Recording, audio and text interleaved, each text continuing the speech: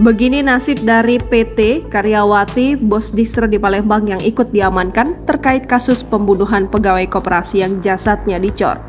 PT kini menjalani pemeriksaan intensif di Polda Sumsel karena disebut memiliki peran dalam kasus pembunuhan sadis tersebut.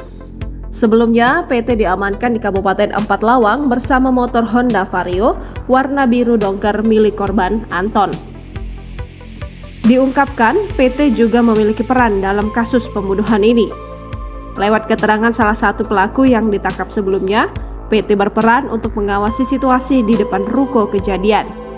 Hingga saat ini, PT tengah diperiksa untuk mendalami kasus ini dengan dugaan adanya keterlibatan dalam kasus ini.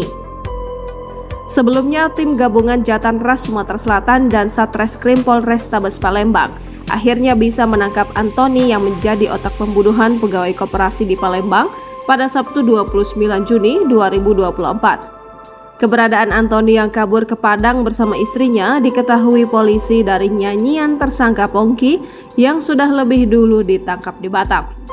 Sosok Antoni Bos Distro Anti Mahal diburu usai ditemukan jasad Anton Eka Putra, pegawai koperasi yang sudah dikubur lalu tanahnya dicor tepat di halaman belakang distro milik tersangka Antoni.